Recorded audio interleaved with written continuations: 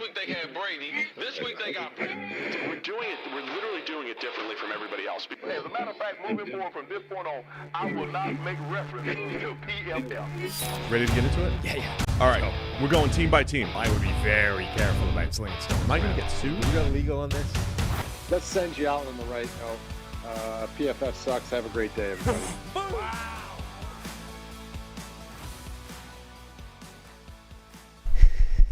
In 3, 2, 1. Welcome into the PFF NFL podcast. Steve Palazzolo, Sam Monson. We're live-ish on YouTube. Today, huge show. We got JT O'Sullivan from the QB school to talk all things quarterback, Sam. Yeah, it's going to look like we don't change our clothes for a while. Yeah. we kind of, so we've been trying to, again, we're very candid with all of our listeners and viewers here. We've been trying to, knock out a bunch of these interviews, high-level football conversations, and we got a bunch of them in the same day. It turns out all of them were available the same morning. They all said, can we do Thursday? We said, okay, we stacked them up. Right. Thursday. So, yeah, it's going to look like we don't change for a while. So it's an unexpected change to our life that we're not making. But is 2024 bringing exciting or unexpected changes to your life? There's a secret weapon to help you face those challenges with more confidence. It's a great term life insurance policy. That's right. Fabric by Gerber Life makes it simple to protect your family's financial future so you can focus on what's ahead, knowing your family is protected if something else unexpected happens. Fabric was designed by parents for parents to help you get a high-quality, surprisingly affordable term life insurance policy in less than 10 minutes. Fabric has flexible policies that fit your family and your budget, like $1 million in coverage for less than $1 a day. Get your personalized quote in just minutes and then apply when it's convenient for you. It's all online and on your schedule. You can go from start to covered in less than 10 minutes with no health exam required. So join the thousands of parents who trust Fabric to protect your family. Apply today in just minutes at meetfabric.com/PFFNFL. That's meetfabric.com/PFFNFL. MEET fabric.com/PFFNFL. Policies issued by Western Southern Life Insurance Company, not available in certain states. Prices subject to underwriting and health questions. All right, man, let's get to JT O'Sullivan of the QB school talking all things quarterbacks. All right, we are excited to be joined by JT O'Sullivan, QB school, returning to the show. JT, how you doing, man? I'm awesome, fellas. It's that time of year, man. Feels like football's ramping back up. Fired up, talk some ball. Yeah, we had a lot of requests for a repeat performance from JT. You were a popular guest the last time you were on. Uh-oh. Well, now you're setting the bar too high. YouTube channel continues to grow. Patreon continues to grow. First off, just tell everybody where they can find all your stuff. But you are continuing to just take off and become the voice of QB teaching here. Oh, man, you guys are being way too kind. Yeah, no, you nailed it. YouTube is the home base. Patreon is kind of the engine that makes it go. And try to have fun with that stuff all across kind of different social media platforms. But it's fun for me. Honestly, it's a blast for me because I just go after the things that I'm interested in, and I'm interested in QB play and high-level offense, and that's just kind of what I enjoy talking about. So I did watch your QB rankings video, which, as you said, you're like, I hate you. You spent like 10 minutes prefacing how much you hate doing QB rankings, which I get, right? We've discussed so much on here. It's like, oh, you had this guy 3 and this guy 4, and you're an idiot because so I get all of it. But explain what your process is, how you put your rankings together, how much you hate the rankings, and what you actually do care about. Oh, man, this could be the whole damn conversation. Answer all the questions. I hate the rankings. I hate rankings in general because I'm probably still recovering from being ranked is probably the first kind of variable. The second thing is I think they're a little bit lazy at some regard. Like I really do. I feel like unless you can really show the methodology about how and why you got there, and I feel like that's one of the things that I really enjoy about this channel is how I basically share every video that I watch so you can kind of see the process of it. But I just hate when, when you see a talking head, you'll be like, yeah, I watched every single throw of every single guy getting drafted. I'm like, no, you just didn't. Like, I mean, maybe people say that. I just don't think you did. And if you did, you're not watching it with kind of a mindful, thoughtful eye and trying to project that into the Sunday game. And I just think it's really hard to do because I try to do it to as much video as I can, and it's tough. And so I just feel like the other part about it is I'm not tethered into the league enough to know, what's a good fit, what's someone, who's drafting where, what the need is, those types of things. To me, when I do my rankings, I try to watch the film. I know some of these guys a very little bit, which I do think blurs my process because if I get to know them a little bit, I have to feel like that impacts it a little bit with the bias. but then just which guys would I want to call plays for, or what guy would I want in what order to play for my offense. And that's kind of the way I go about it, just to make sense for me. But whatever you do, my way is so incomplete compared to what the league does and what many other places do. And so it's just one of those things where it's my little lens into, who I would pick each year, and it inevitably will blow up on me in a couple years. All of us. If you're coming to a player completely fresh, the first time you've watched this guy, how many tapes before you're like comfortable saying, all right, I've got a handle on what he is, I feel pretty good about my projection, I feel good about where I've ranked this guy? How much are you watching? I mean, till I feel good, literally never.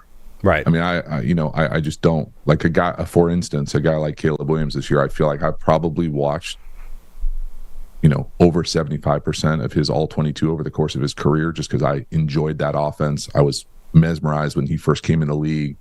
I like, what USC does. I'm a Southern California guy. I watched a lot of it, and I still don't necessarily feel like, 100% this is going to be great. Absolutely. It's just one of those things where I don't think you can ever do that. And honestly, the more I do this, the less comfortable I feel about any of the projections.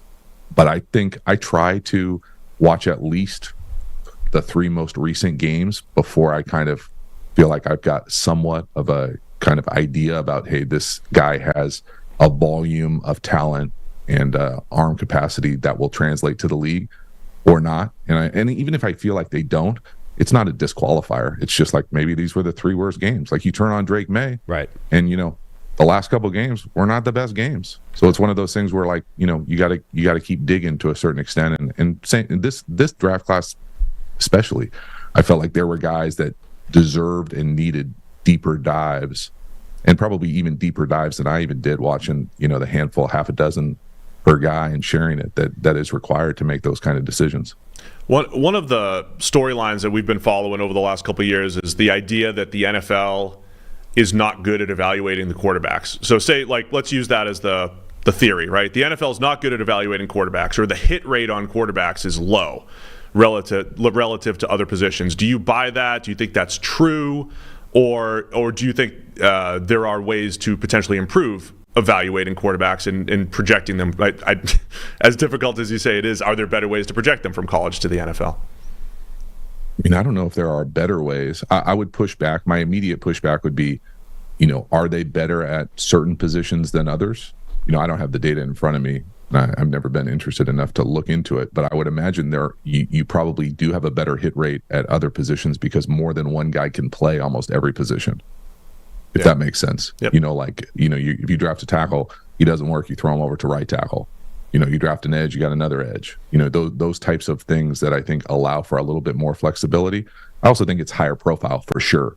Yep. The other part about drafting a quarterback, especially early, it usually means that your team is not very good. That's the other part that hurts a lot of fans' feelings. That if there's a reason that you're drafting a quarterback early, the reality is that your team probably hasn't performed well enough over the course of the last couple seasons. And so, go into a tough situation is a hell of a lot harder than being a top 10 pick as an edge and filling in one role on an already really good roster. And I think the standards are higher as well, right? Like, there are other positions where if you become a solid NFL starter, it's good. It's a good pick. You did well in the draft. If you're a solid / okay NFL starter at quarterback, you're the guy everybody's looking to try and replace in a couple of years' time, because that's not good enough anymore. So it's a tough spot for being just the bar being set so high. It was interesting to hear you say that the more you do this, almost the less comfortable you feel with the projections going forward. I sort of feel the same thing is true from our perspective as well, with all the data that's available, right? The year on year, there's sort of more pieces of information, more data points, more numbers, more weight of evidence to what these specific data points actually mean, or how well they project. And you almost end up just getting paralyzed by the sheer volume of information. Like, we knew that this was a thing, and now we think we should weigh it higher, and it's not getting any easier. Yeah, I mean, that I don't disagree. You guys are swimming in it for sure, and I don't pretend to make sense of it. But I can tell you anecdotally, this stuff used to grind me when I was playing. when they would do installs, and they probably still do it the same way. Like you would do your situational install. Let's say it's third down, and the team went back and did like a 4-game kind of recap on the 4 last opponents, and they'd be like, all right, third and long, these guys play 75%, drop 8 Tampa, and you'd be like, all right, well, that's pretty good. If we know 75%, we're going to get it. That's great. And then you look at the snaps, and there's only 4 snaps. They did 3 of them all like with 30 seconds left to go in a blowout. And you're like, well, that doesn't mean we can't. That literally is garbage. I don't even want that number in my head. Right. And so, the capacity to make sense of that stuff is certainly, it's difficult for many people. And so the way to swim through it and try to make through it, it's one of those things for me. I think it's really hard to hold that comprehensive idea of being able to decipher out what the important data is and whatever that important, handful of metrics that you can make sense of and project it onto somebody's game when you don't know where the hell they're going to go, this time of year, and a fit and a system and a scheme and a talent around them, all those types of things. It doesn't feel like it makes it easier.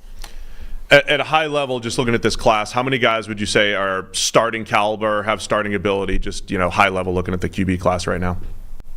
Well, I mean, I wouldn't even want to put a ceiling on the guys that I'm not going to mention. I think that the top 6-ish guys are guys for sure that will get an opportunity to start at some point over the course of their career. To me, there are probably more guys that I didn't necessarily dive into. I know people wanted me to do the Tulane guy, I just couldn't get the film.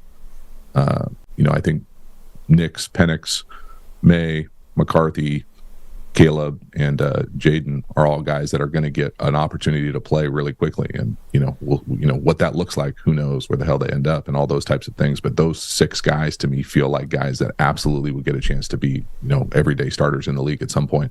So I think Caleb Williams has now kind of become the consensus top guy. He seems almost certainly going to get drafted at number 1 to Chicago. How good do you think he is relative to, the last several draft classes? Because I think the last couple of weeks, that's started to become the conversation, right? He's now getting some of that Trevor Lawrence talk of the best prospect since. Yeah, I mean, I'm probably not a great guy to ask because I think I had Justin ahead of Trevor. But,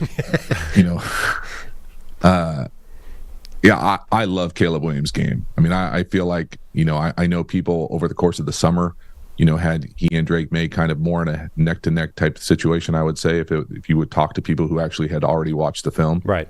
I just think Caleb brings a more robust set of skills immediately into an NFL team. And so he can do the dynamic thing for sure. He's got all the clubs as far as the arm talent.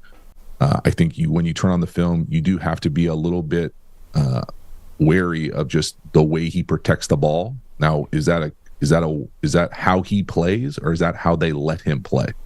And so it'll be a combination of things. I would imagine that stuff gets polished up quicker in the Sunday game just because the ball security is such a priority, and he won't have to hopefully play, the hero ball, every single third down, in the fall. But those types of things definitely are a concern when you turn on the film and you just see how he carries it. If I'm noticing it, every NFL defensive line coach is noticing it. Every unit will be, going after it, those types of things. And then you talk about him holding onto the ball and, that being kind of an issue in Chicago that they've had to deal with over the last couple of years. I personally think it's a little bit different with his ability, what he's doing when he's holding onto the ball. I don't think it's necessarily apples to apples as far as what Justin was doing holding onto the ball. And so Caleb's ability to kind of create in the pocket and stay alive and be that guy who can buy time and reset and still deliver the ball down the field is a different skill set than I would say what they were dealing with Justin and holding onto the ball in Chicago. So, those types of things. But if you're a Chicago Bears fan, man, and you get opportunity to draft Caleb Williams, you're going to be pretty damn excited. I think because of the success of Patrick Mahomes, Josh Allen, Lamar, some of the other quarterbacks who can do special stuff off schedule over the last 7 or 8 years, it's like, okay, that's when you see that, like Caleb Williams' natural playmaking ability is out of this world. But then you go back and say, okay, for Mahomes to become Mahomes, for Allen to become Allen, for Lamar to become Lamar, they had to win from the pocket within structure and do some stuff where Caleb Williams doesn't do it often relative to others in the class maybe. What are your thoughts on that? His development? Can he win within structure? What does he need to learn maybe to get to superstardom that maybe some of these other guys have achieved? I'm sure there'll be a growth curve for what he's asked to do, but I push back a little bit to the thing that he can't win within the pocket. I think when you turn on the film, there is evidence of him consistently, when he has time and he's got the capacity to work through a read, to be on time within the pocket. I think things get overshadowed when you make so many Superman ridiculous throws and you are so explosive outside the pocket. But I think he showed that he certainly can play within the structure of that system. The other thing about it is that system. Okay, now I'm someone, again, I've already said my bias, Southern California guy. I really like the Lincoln Riley system. I liked it a little, probably even better in Oklahoma when it was a little bit more gap-centric too with what they were doing in the run game. For whatever reason, the run game feels like it's not the same yet quite at USC, whether that's, upfront talent or whatever. It just felt like he was asked to play a little bit different when he got to USC versus what they were doing. Kind of the guys who, what I mean by that is comparing like the Hurts, Kyler, Baker in that system to be able to play a little bit more on schedule with what they were doing at Oklahoma versus what they've been able to do at USC. Do you? My one question about that offense, though, it felt like they didn't have great blitz answers last year versus previously. Do you agree, disagree? I mean, I definitely, the outcome, the execution of it looked the same. I can't imagine it wasn't the same. I would say that, again, I'm not a certified guy in that system, but I will say that the talent that Caleb was playing with around him didn't look the same as maybe it's looked at in previous years at USC, whether that's up front and on the perimeter. And I think they just got exploited, and he felt like, and again, I'm just projecting, but watching his play looked like he felt like he had to make so many plays that sometimes he got out of there and created maybe a little bit earlier than he probably should have. So is that how you explain away the sort of uptick in his, I guess, big mistakes last year, right? It sort of felt he was on this Patrick Mahomes trajectory for a little bit where it was like he's able to do these things that you're not supposed to do. And the thing that makes Mahomes special is he's always getting away with them. Like almost never when he throws back across his body with a ridiculous arm angle into traffic, it doesn't end up getting picked off. He's the one guy that's been able to make it work all the time, and Caleb Williams was that guy up until last year. And then last year he started to get it caught up with him a bit, and there were a lot of those plays where, he's throwing into he's doing the thing you're not supposed to do, and it gets picked off this time. I mean, I don't want to be here and feel like I'm an apologist for him, but I will say that it's a different feeling playing quarterback or being tethered to an offense when you feel like every game is a race to 50. Yeah. And you're going to have to score a certain amount of points to be successful, especially in that conference. That conference was really great last year. And so it was, it felt like you're playing basically a basketball game every single week out there. And so you do probably have to push it a little bit harder than you'll have to push it on a Sunday week in to week out basis. But yeah, I think I can't disagree, Sam, with what you're saying as far as when you turn on the film from year to year to see kind of how he played, it definitely felt looser, a little bit more erratic at times with him being able to pull some of those things off. All right, so you have Jaden Daniels as your definitive 2. Hold your feet to the fire. This will never change ever. Jaden Daniels. But then I couldn't help but notice on the video you got to QB3 and there was a long pause, dramatic pause, JT, dramatic pause when you were like JJ McCarthy, then Drake May. But it's a coin flip. So unpack this 2-3-4 for us. I mean, I would even say 2, 3, 4, 5 for me. Okay. I would probably put, for me personally, Bo Nix as the guy who's not in that conversation. I know that's probably a different conversation, but I really liked watching Jaden Daniels this year on film. I thought he, showed significant improvement with his ability, not only decision making, performance, execution, but just his consistency. Thought his stroke looked outstanding. I thought he was able to drive the ball down the field in that system. Now, again, he's throwing to dudes, and I get that, but so was Joe Burrow. And so it's one of those things where, like, you're not going to apologize for playing with really good players. I think when you couple that with the fact that he is a legitimate lightning rod running the ball. I mean, he is dynamic and can stride out. Now, sometimes he gets smoked and hit really hard, and that's never going to work in the league. And he's going to have to learn to protect himself because he's got that, road runner vibes. But that package and his performance, what he did this year, I thought it was just so consistent, so impressive that for me, he deserved that spot and made that spot a little bit easier than the 3-4 spot. The 3-4 spot for me, and you talk about specifically probably Drake May and JJ McCarthy, but the Drake May thing for me is, and you turn on the film and you see so many ridiculous plays. I mean, it's so, every half there's a throw that you're like, what did I just see? You know, whether it's left-handed, whether it's a massive chuck down the field, it's just crazy impressive. And I fall in love with that stuff. Like that explosiveness, I think, makes the position fun.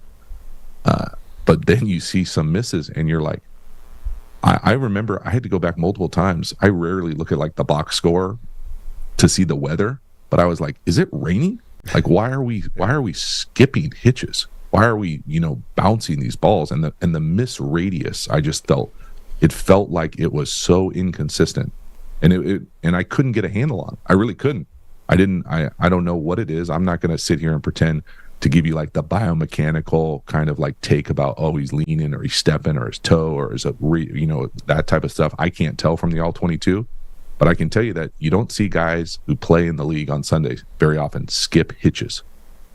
And so that part of it to me is just like the inconsistency of the ball placement. Yeah, and everybody wants to say, oh, the feet, the stroke, whatever. Whatever it is, it's not as consistent as I would want for taking someone, potentially in the top 3. Are you big into, quarterback mechanics and all that kind of stuff? Because I read an article recently on The Athletic by Ted Wynn, I think, that was talking to a bunch of, private individual QB coaches to evaluate the mechanics, the throwing mechanics of all these top guys. And it was surprisingly complimentary about Drake May. It didn't have, they weren't all ripping his mechanics apart and saying, this is why he's missing all these throws. There was a bit about the footwork, as you said, but the rest of it was all like his motion is fine. The rest of his mechanics are good, but he still misses all these throws. Yeah, I like that article. I'm a big fan of Ted, and I like that article. I think I kind of grin because, those guys aren't going to say shit about this guy because they want to work with him. Like, you're not going to be like the one guy and be like, oh, you got no chance. It's terrible. I get it. I will also say I do not pretend to be an expert in biomechanics in that kind of kinesiology world. I will say that I'm fascinated by it. I'm super curious about it. I've got friends that are deep into it. I will tell you, and I will kind of use the analogy for you guys because you're in that kind of like research world, with all this data. They can put a bunch of things on you and they can measure all these different things and they can tell you, this quarterback did it like this, that quarterback did it like this. It doesn't necessarily, it feels like it's so tip of the spear, like frontier stuff as far as making sense of, okay, that's the measurement. How do we maximize your efficiency to be as consistent as possible? It feels a little bit like we're still making stuff up when you get all the way to the front of how they're using that information. Right. But I think you also look, I'll put it this way, and I don't know who Drake May works with as far as his personal coach, but I think you look at the rest of the guys that I would classify in that top 6-ish, they look more polished to me. Like they look more consistent. They look more fluid. Those terms that you hear from guys who live in that world as far as being smooth, fluid, consistent, solid, powerful base, all those kinds of like jargon words, the other guys look more polished. Now, that can be a double-edged sword because you can be like, everybody wants to talk about Josh Allen. You could be like, well, you come in there with the raw skills and we'll make you, a lot of coaches feel like, oh, we'll coach you up. We'll get that. Well, the reality is that not really how a lot of quarterback coaches work in the league. It's a lot more scheme-centric. Right. And so, does Drake May have the team around him to be able to make those kind of, polished choices, decisions, improvement? I don't see why he wouldn't. But right now, when you turn on the film, the most recent games, the inconsistency is one of those things that I don't know how you talk your way around it. It's such a huge variable when you're talking about these guys that, everyone sort of, now you talk about players in terms of do they need to sit for a year or do they start right away, right? And the idea being if you sit for a year, he's going to develop and improve and get coached up for that year. But then you've also got guys like Kyle Shanahan out there basically saying they basically don't touch the quarterbacks from as soon as the season starts, right? Because it's all week-to-week install, it's scheme, it's game plan. Like, he's not getting better from week one till the end of the season. So this idea of sitting for a year might not be doing anything for him depending on where he lands. Yeah, absolutely. I mean, and it's one of those things where you wouldn't want to be out there on a Tuesday, working on your biomechanics and think that you're going to play on Sunday at a high level. Like, it's just not. And there are people who are quote unquote experts that a lot of these guys use and go to, and I think they are really great at it. But, without being in the room, without knowing exactly what his team is doing and where he ends up, that's the other thing we haven't talked that much about, but so much of it is luck and fit and development and that lens and all those things married together that I personally am not, and I'm selfishly, as I ramble, I'm still close enough to missing on Herbert so badly that I feel like I can see enough of the same type of like, whoa, probably more with Drake May in his college film to be like, you do that consistently, you're going to be a really special player in the league. But, you also, you throw a bounce a hitch to somebody, to a wide receiver in the NFL, and they're going to be like, oh, who the hell is this? What? I don't let your personal biases get in so much. Oh, no, I missed on Herbert. Don't let it sway things. I do love that because every year you do that. Like, the funny thing is you can identify the guys that you are going to be affected by this year based off last year. Yeah. Like, I missed on this guy, so I know for a fact that coming up this year, it's going to change my view of a couple of players. There's just not enough data in all this. Like, if I was looking at NFL history, like, there was a point where Brett Favre came into the league with, a cannon for an arm, with no polish, with bad college stats. But like the Packers traded for him. They're like, he has it, and then they put him in the West Coast offense, and he did.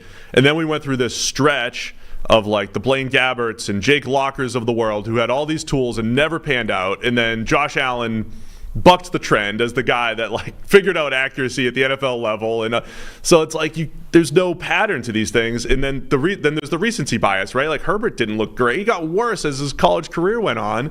And then like instantly as an NFL rookie, it's like, oh, Herbert's good. And he's got RPMs and he's got stuff that these other dudes don't have. It is such a tough process. And I mean, the other thing that has clouded my judgment anecdotally is, the portal thing and the changing schools. To me, I used to really have a negative association to it. Like, oh, dog, you couldn't cut it there. You got to go, you had to go somewhere else. Where now it's essentially a non-factor. In fact, it might. Or a positive. Yeah. It's one of those things. And then the other thing about the Herbert thing about getting worse, I would also say that you look at Purdy's film in college, I would say that he struggled more the longer he was there. Yeah. And it's one of those things where making sense of that stuff, it just, to me, it just reaffirms how much of this is a crapshoot and we're just rolling the dice to a certain extent. I could go really down the rabbit hole of the biomechanics thing and everything because I went through this as a pitcher because I was sitting there as an undrafted 6'10" free agent, JT, and I was like, I'm throwing 88. I know I could throw 95. Let me study this stuff. But like as an adult, it's tough to make mechanical changes.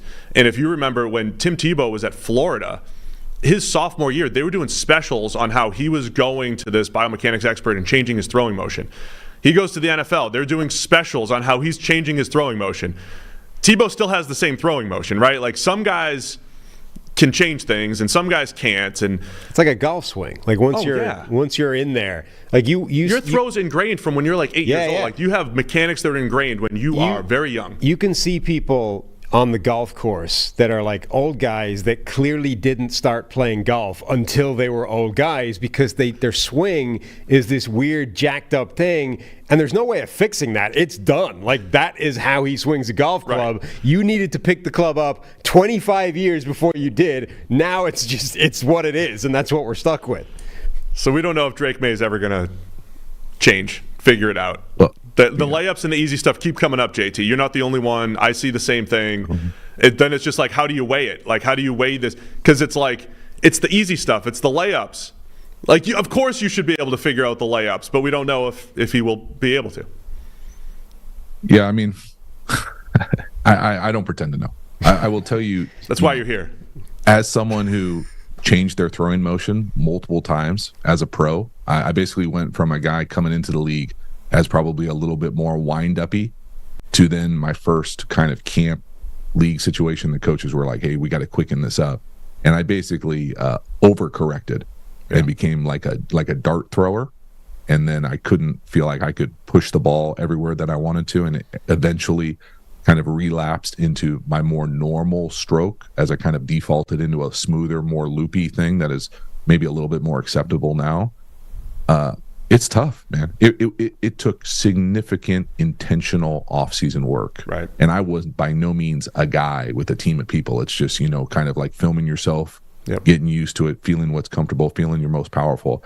I feel like these guys have so many better resources available to them now, and they understand the rotational element of it so much better that maybe you can hopefully, make those changes quicker.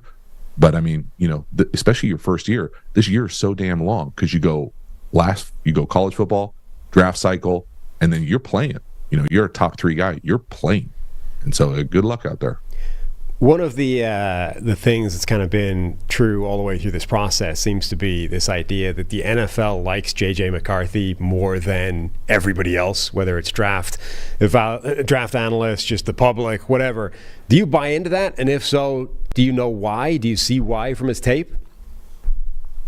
I don't. I've not thought about that for 1 second. Sorry, I don't buy into it. But I can tell you that the J.J. McCarthy film for me was tough because they're just, you watch games and he's throwing 12 times. Right. And as someone who's called plays, I'm like, if I had a guy who was going to be a top 10 NFL draft pick potentially, we would be spinning that thing. And I get it that Michigan knew exactly what they were doing, and you're dealing with a whole different animal with Harbaugh, that element of it. But for me, it is hard to make sense of, why he wasn't given a little bit more of an opportunity to do that. That's just me selfishly. Like, I wanted him to throw as just a fan of quarterback play. But when I turn on the film, again, I thought he looks really polished. I love the way I've heard a couple people say, oh, he's a little bit erratic or he's not consistent with his base.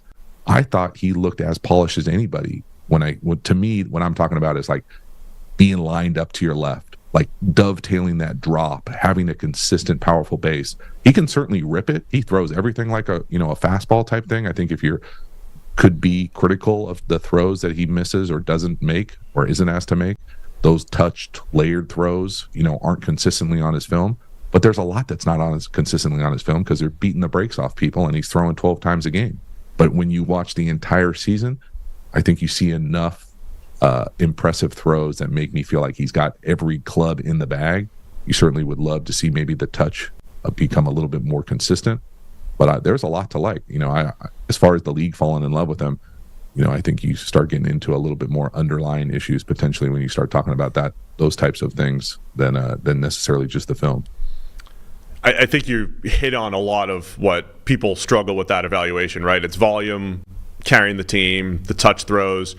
But you're right. I mean, I see him like reset, rip into tight windows, and I'm like, wow, those are. I think when you grab, it might take 6 or 7 games, but when you grab all of his good stuff and put it together, it's there. Is it like, how challenging is that? Because the guys you're just describing, Caleb feels like he's got to carry the team. Drake May feels like he's got to carry the team. He lost his top receiver, and Tez Walker's not there most of the year, and the line and all that. And then JJ's out there, and they're like, we got Penn State, biggest game of the year. You don't even have to chuck it, the last 38 plays because we got 15 tight ends out there. It's like completely different worlds. Yeah, I mean, it is. It's hard for me because I'm kind of the, oxymoron element of being a quarterback. I love the run game. So that part of it is fun for me to like turn on the all-22 and just watch how Michigan handles the dominance at the line of scrimmage. But as far as the quarterback, it definitely makes it difficult because at some point, you don't get to play East Carolina, when you're on Sundays. That's no shot. And anybody, their schedule was their schedule, and they beat the hell out of people all up and down the schedule. But he's going to have to be able to be that playmaker, that creator, that guy who can put the team on his back, execute a 2-minute consistently on Sundays. And it's just, you just don't know. It's just not there enough. And so I think that there is enough there. To me, the differentiator for me between those two, Drake May and J.J. McCarthy, were just, I thought McCarthy had more consistent elements of his game that I thought would be more consistent for us, for an NFL team, versus the crazy highs and the crazy lows of what maybe the Drake May film was. The sort of one-speed element of his throwing is interesting because it was one of the first things I had down on my notes as well, and I've seen a lot of people say that. I couldn't believe how many people pushed back on that when I first brought it up on this podcast, and yet I know Steve hates talking to the haters, but it's obvious. It's one of his biggest problems is almost everything is the same fastball. There's no touch to his tape relative to some of these other guys. Well, I mean, when you can rip it, you know, let it rip, right, to a certain extent. But yeah, again, part of me comes back to they're not asking him to do those. You don't know. I think I could push back and say, I want to say it was the East Carolina game that I just referenced, that he throws a couple deep corners that are beautiful throws that are up on the guy's face, outside the numbers, wide hashes. I think he was like 3 for 4 on it. And one of them, he could have been an interception, turnover worthy, interceptable. There we go. Nice. But good reference there. Stick with turnover worthy. That was my I created turnover worthy, so please stick with that terminology. Thank you. Either way, that's one game. Yeah. And I had to someone had to tell me, go back and look at this game because he does throw those balls this way. That's probably not a great sign. Yeah. When you have to go looking for the play, games, and you got to go one game early in the year in September to see some touch throws. So yeah, it's a problem. That's how I always felt like if I had a great game pitching, I'm like, oh man, if the scouts just saw that one game, I was great control and looked nothing like anything else, but it was my best game. It could still work for you. Oh, I mean, I saw that too. I mean, I saw a guy get called up because he had a good weekend just because the front office was there in person. Yeah. He was hitting 100 for the year.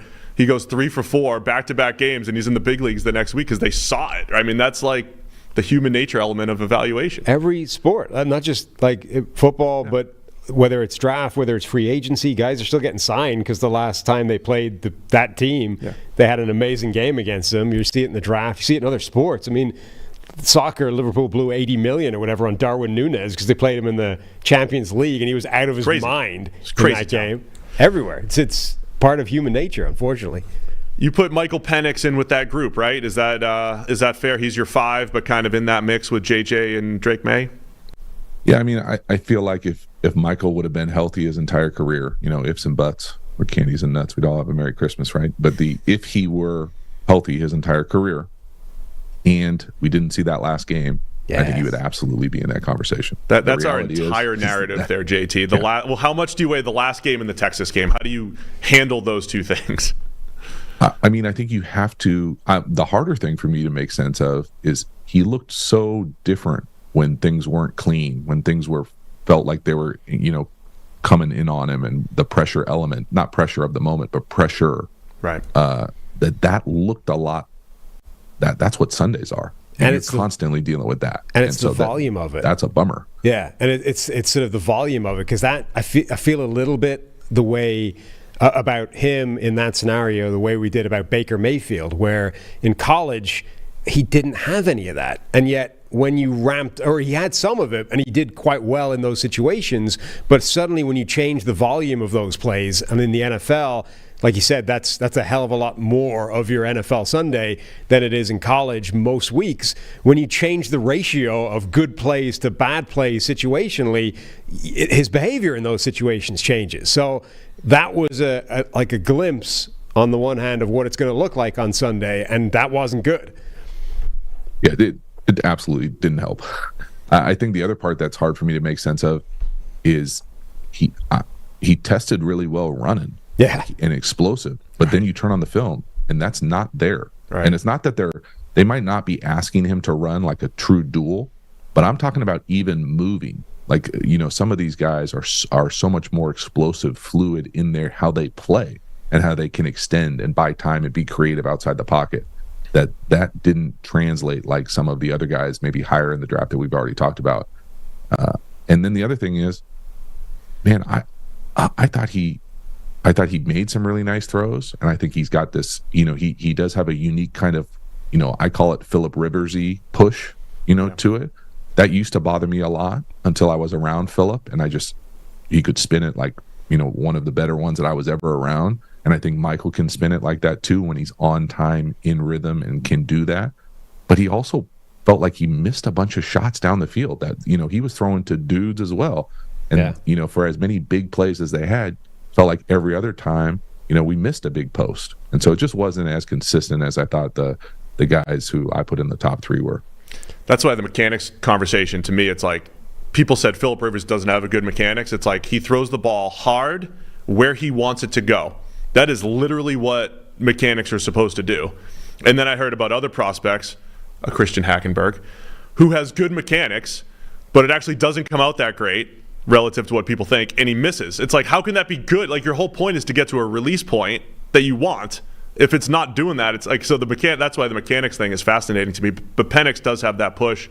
I think he's got good velocity on it and everything, but yeah, it's far more inconsistent than, say, a Phillip Rivers who was unbelievable. I'd actually already passed up the opportunity to drop a Christian Hackenberg reference earlier in the show. I figured, it's streak alive. 97 straight shows where we have taken a shot at Christian Hackenberg. Jesus. Sorry, Hack. Just saying. I wanted to add 2 of your favorite topics together, JT: quarterback play and nepotism. Have you watched much of Shedeur Sanders for next year? I see you have a post on him. I told you not to go down the nepotism route. Come on. Yeah, it's tough. I did. I watched the first, I think, 3-ish games of them last year, and I mean, I don't know how you couldn't have been really impressed with what they did, to pull those games off. I thought they would be absolutely overwhelmed up front, and they held up in those 3 games. A different story the rest of the year. But I thought Shedeur Sanders, was pretty impressive. I actually watched him a handful of times at Jackson State, and it probably was less impressive than he was those first 3 games. I think he's a guy who you can tell is polished. He probably doesn't have the top-end velocity that you would associate maybe with some guys who are like, elite arm talent. But I thought there was a lot to be, excited about. We'll see what it looks like this year. Someone told me, I saw the clip about trying to pull an Eli or things like that. I think that there are guys who in the next class that are probably a little bit more talented arm-wise. Doesn't mean that they're better quarterbacks. We'll see how it all shakes out. But the nepotism thing, you just putting it right on a tee for me. It's a little bit, and this is where people get sideways with me. There's definitely nepotism when you're playing your kid at quarterback at Power 5 school. Like, let's not get it twisted. But the nepotism thing to me is a little bit easier to explain away when you're talking about playing. Right. That because the playing part of it is so, I think of it at most levels once you get past like Little League youth sports as very, merit-based. It's pretty hard to play not the best player in a professional sporting event. Like, you're just not going to do that. And the same thing, collegiate sports are basically professional sports. And so that part of it, it is what it is. I personally don't know if I would love being a quarterback on a team where the quarterback's, the kid of the head coach. Doesn't feel like a great environment for me, but certainly doesn't mean that's not right for somebody else. There's also, there's a pretty solid chance that like the children of Deion Sanders are going to be genetically quite predisposed to be good at football. You know what I mean? Exactly. Let's touch on Bo Nix really quick. You said you have him as the 6, maybe a tick below some of the other guys. My question for all the Bo Nix analysis is, how much did you watch Auburn? How much did you watch Oregon? And then have you ever seen, I always use the reference, it looked like he went from playing like Jay Cutler to playing like Alex Smith stylistically. I don't think I've ever seen anything like that in college, or maybe ever. Well, no one's ever seen that much football played in college, right? Like, he played more than anybody ever. Yeah, maybe you just needed more people to play longer. Bill Parcells used to say he wanted at least 30 starts from the quarterbacks he was going to draft. Bo Nix has done that twice. So just saying, he is twice as good as any Bill Parcells QB prospect. Discuss. He's got the experience, cool. He drafted twice. And he started the Senior Bowl, too, just as, sorry. Go ahead. I probably did watch too much Auburn. I live in a household where we've got some War Eagle over here that we watch a lot of Auburn football with my mother-in-law. But it's one of those things where I think it's really impressive that he went on and kind of changed scenery and was able to kind of find his way. I think time will tell whether that was Bo Nix and his improvement or it was Oregon and what they were asking him to do. Again, when I see Oregon colors and I see guys throwing RPOs and things at the line of scrimmage, I shudder and start, having, Herbertism vibes. But I think it's really impressive how well he took care of the ball, how well he looked like he was, in control, and things just felt easier versus kind of the craziness of what I associated his game with at Auburn. I do think that he's still has those erratic moments that will make it life difficult to be consistent in the league. We'll see what that looks like. At some point, you have to push the ball down the field, and you can't throw it, every single thing be at the line of scrimmage, screen, or RPO. And it's not saying that those are bad things, and he's not calling plays, but the reality is when you turn on the film, there's a lot of that. That's not a disqualifier. It's just that's the reality of how you get a crazy high completion percentage in Power 5 football. I might put you on the spot a little bit here, but do you have any wide receiver takes? Because obviously when you're watching all the film, you have pretty strong opinions on what the supporting cast looks like. Any of the LSU guys or Troy Franklin from Oregon, anybody stand out there? Yeah, I mean, they all stand out. To be honest with you, it's one of those things where I remember watching the Washington and LSU film being like, damn, which one is neighbors? Like all these guys are blowing by people like crazy double moves, crazy explosive. So no, I don't have any sort of hot take rankings other than the fact that the dudes at Washington and Oregon and LSU look like they could all walk into an NFL huddle and play immediately. Fair. That's all we're looking for. And they may well, all of them. Yeah, I mean, it looks like a loaded receiver class, and most of them are draft eligible, and most of them are going to be picked day 1 or 2. So, anything else, Spencer Rattler or any of the other guys you wanted to touch on? Joe Milton, does he have the best arm you've ever seen? Anything to leave us with here? He does, right? Yeah, I'm ready. I don't know who's playing quarterback for Tennessee next year, but I'm ready to take a break from trying to watch that Tennessee film. We took so much heat last year because we were like, Jalen Hyatt, he's so tough to evaluate because he just runs straight with out of the slot, and the receivers are tough, and Hendon Hooker's tough, and people, our haters were mad at us for saying we can't evaluate this Tennessee offense. So glad you're with us for the NFL. It would be fun though to play in it. I'm not going to lie. I would love to play in it. The space in it is amazing. And it was great. I mean, it crushed college. It's not applicable to what the NFL is. And I've tried to learn the vertical choice stuff multiple times. It's really cool. It's one of those things where none of it is transferable throws, or not much of it is transferable throws as far as anticipation, timing, rhythm, even the ball locations, the spacing is totally crazy. I think the Spencer Rattler thing is interesting just because I associate him as a national recruit for a long time. Feels like he's been on the stage for a long time. I think he's a really great natural thrower. It looks smooth. It looks how it's supposed to look. And then you turn on the film and you just get frustrated, whether it's the decision making, whether it's the consistency, the ball location, all those types of things just aren't as good as, man, just the stroke of it looks outstanding. And it's one of those things where, hopefully he gets into an opportunity where he can be one of those guys that maybe sits a little bit, develops, learns, and then when he gets his opportunity, makes the most of it. Well, JT, we always appreciate it. Love the discussion. Tell everybody where they can hear more and subscribe and all that fun stuff. Yeah, I appreciate the conversation, fellas. It's always a blast. I'm a YouTube guy, so the Quarterback School on YouTube, Patreon community is kind of the thing that makes it go, and just like talking ball. Awesome. Well, again, our people love when we have you on here, so hope to do it again, and appreciate you taking the time. Anytime. Appreciate it. Thanks, JT. All right, that was great. Always love having JT on the show. Good insight.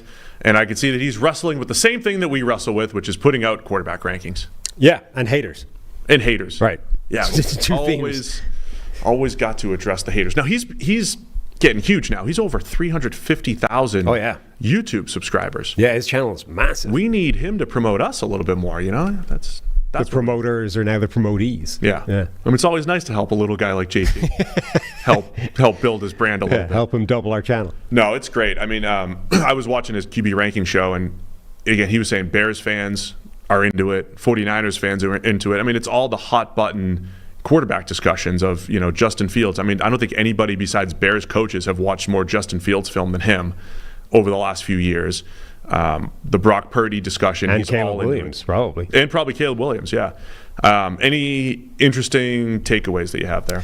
No, I mean, his rankings are actually I think the sort of least interesting element of a discussion with JT. Like he's just an interesting guy in terms of his process, in terms of how he views the game, the quarterback position, the league generally. I just think he's a really interesting discussion every time we talk to him. Yeah, so he doesn't get into, because when you hear, like when you're in an NFL building, you're looking at these prospects through the lens of, we have an offense, we have some very specific things that we do, certain throws that we value more than others, certain ways of seeing the field or whatever it might be that we value more than others.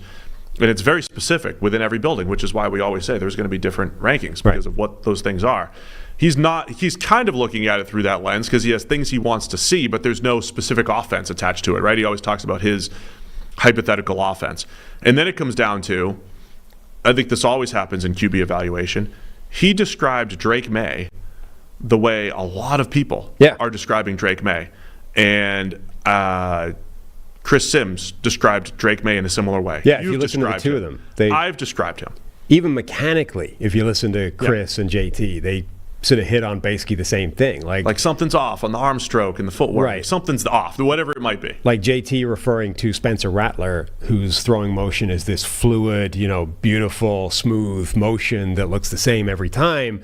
And then, in particular, I think the word Chris Sims used was segmented. Yeah. That Drake May isn't like that. Instead of being smooth, it's like it's herky-jerky. It seizes in the middle of it sometimes and gets kind of broken up into pieces. JT was saying the same thing. And it's like almost everybody, this is why I think sometimes the draft is fascinating, because there are definitely some times where you see a guy completely differently from somebody else. You're like, I don't see what you're seeing on tape at all. I have no idea where you're getting that from. I don't know what you are watching. The rest of the time, generally speaking, you're seeing the same thing as everyone else, which makes sense, right? It's the same tape, the same guy. It's there. Like, your interpretation of reality should be the same as the next guy that you're watching it with. It's how do you value that, and how do you project that, and how do you think that matters, or the impact that it has on your evaluation of the guy as a prospect. That's the point I'm trying to make on Drake May, and I feel like I made that same point on Anthony Richardson last year, which was, I don't think the notes, the scouting report, so to speak, is going to look all that different for Anthony Richardson for everybody. Elite runner and misses throws and high upside and the whole thing. And it feels like a lot of people are coming to the same conclusion on Drake May, is missing the layups, and whether it's footwork or the arm stroke or whatever it might be, but also has a ton of special plays on film. Okay, now where do you value that, right? Because one person's going to say, oh, that's fixable, it's footwork. Of course that's fixable. He's only 21, he's only a redshirt sophomore. Like, I'm more in that camp, that we'll fix the layups. I love how JT gets disgusted with the bounced hitch.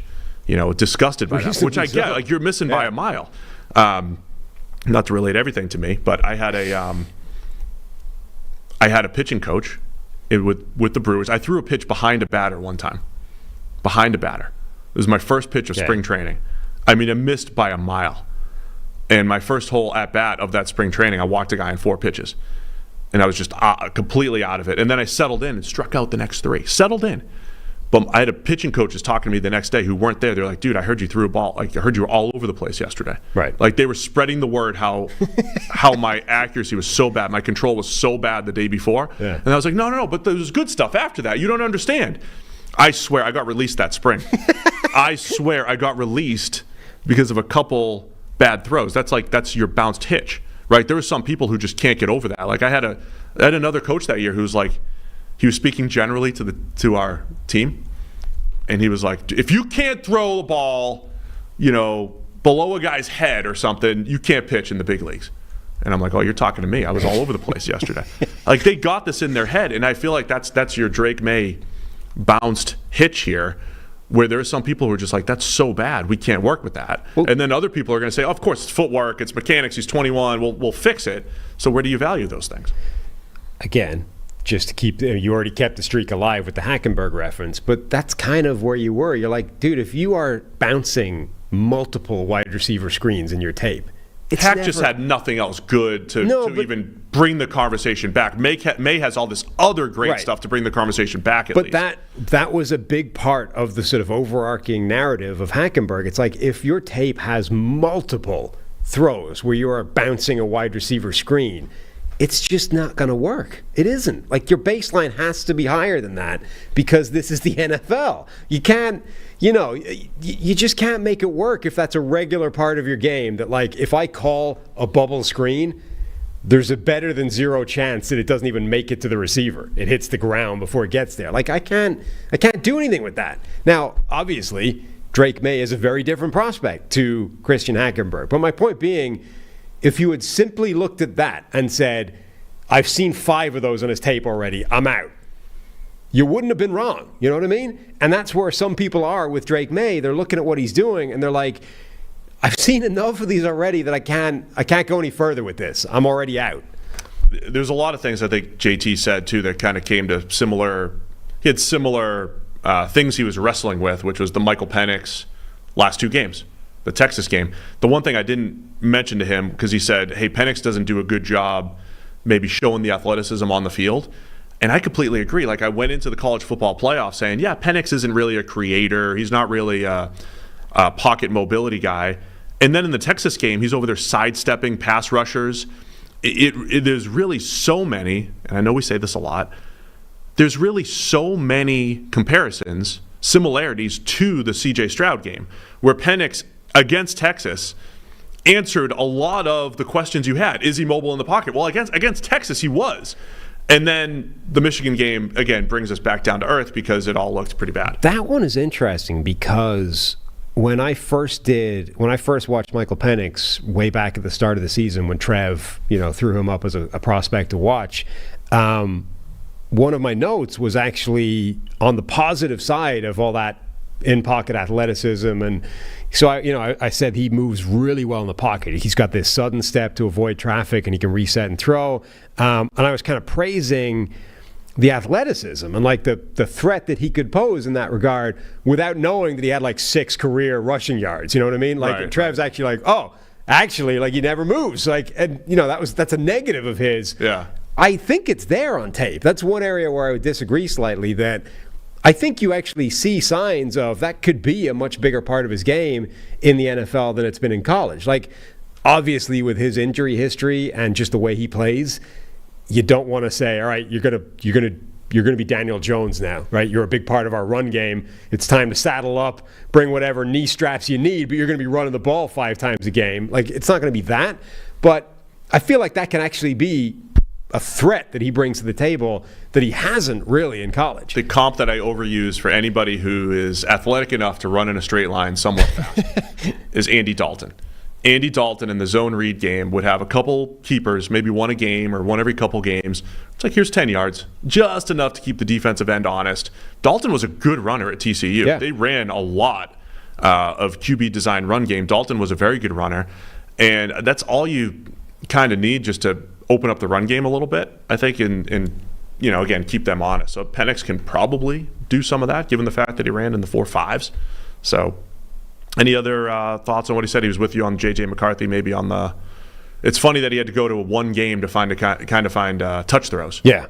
And I think that's the argument in a nutshell, right? It's like, it's not that they don't exist, that you can't find him throwing a pass with touch. That's never been the point. The point is, relative to anybody else, he doesn't do it a lot at all. And the fact that you do need to go and say, hey, if you go watch this game, you can see a couple of touch throws in there. It's like, yeah, if I need to go to a specific game, he doesn't throw a touch. Well, I highly suggest you go check out JT, the Patreon. Subscribe there. Subscribe to the YouTube channel, QB School. Go find him. A lot of good analysis. Nice, soothing voice to walk through his film analysis and everything. It's a lot of fun. Does a great job. Absolutely. Anything else here today? No, I'm happy with the conversation. I think it was a good discussion. I hope people enjoy it. All right. Well, thanks to everybody for tuning in. We'll see you again with more PFF NFL Podcast.